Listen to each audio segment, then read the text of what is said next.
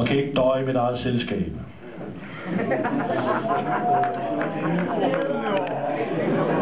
Det er meget hårdt at være digter. Det er... vi græder rigtig meget. Og vi drømmer ikke om det.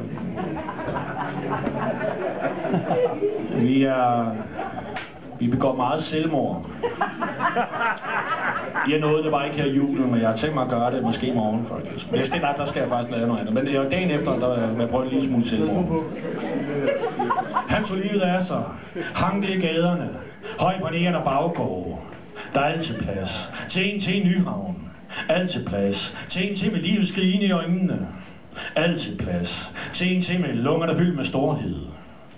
Jeg skriver mit navn i sneen. Med morgenfrisk blodnæse. I en baggård bag strassen og klinger røven ud af bukserne. Hovedet ud af vinduet i en taxa i topfart. Mod Tossanstalten. Aldrig har solen stået så flot op. Lige der i forråden. Aldrig har bagsædet været så maligt. Og verden så uvirkelig. Virkelig.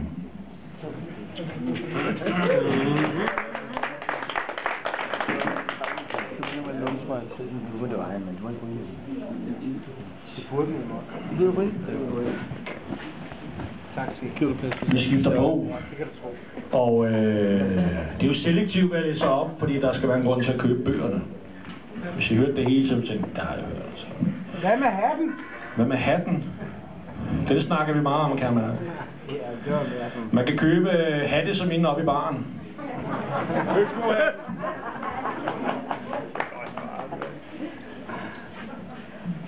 Den er sponsoreret af bandekrigen. Nu sker det igen. Nu går der verden så inviteret indenfor. Der kommer trækfuglen tilbage, og mor råber, og børnene skal ind. Nu vender far træt hjem fra arbejde, og en må forlade vild med dans. Nu kommer kartoflerne over, familien er samlet. Nu genser det igen film med dirker, der er stadig krig i Mellemøsten. Nu ramler reklamerne i gangen op, hvad står der stadig. Nu står Se og Hør igen i kiosken, og pensionisten er træt af de unge. Nu ruller bilen igennem Nørrebro, og assistensen er så stille. Nu ligger regnen så beroden, og vinden hiver i træerne. Nu fløjter kedlen, og intet har rigtigt ændret sig. Tak skal I have.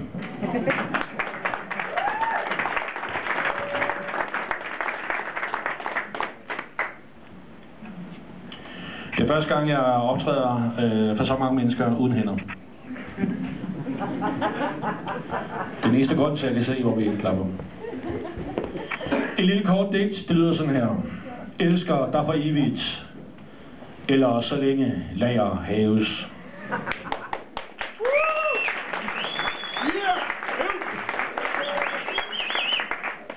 Hun kigger dybt i øjnene. Han kigger dybt i flasken og kavalergangen.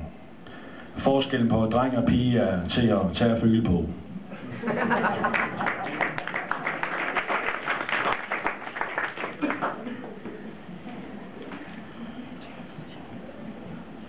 Livet er en fest, hvor jeg ikke er inviteret.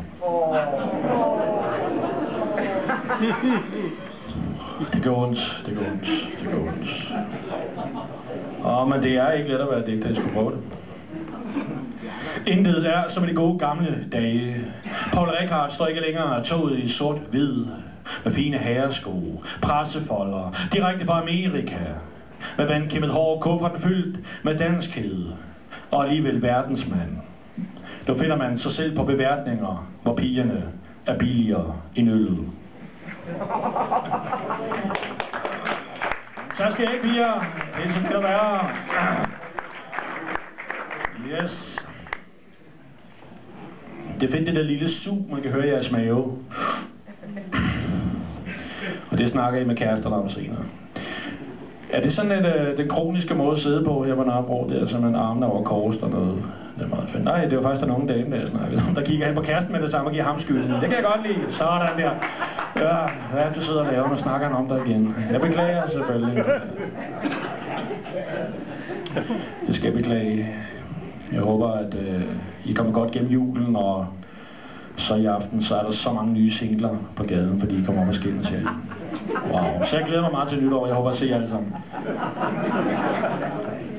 Nå, det handler om digte. Jeg skal beklage, digte er meget alvorlige, så jeg skal lige dæmpe mig. Jazz er følelsen af frikvarterer, uanset hvor du er eller hvad du laver. Jazz er, når benene går på under bordet, og du ikke har sovet i 3 døgn. Jazz er, når du rider den grønne bølge lige fra Sydhavn til Vestamager, selv når du holder op for rødt ved Tivoli. Jazz er det måde, du snapper efter vejret i baggården. Jazz er, når bodegaen lukker og månen er halvfuld.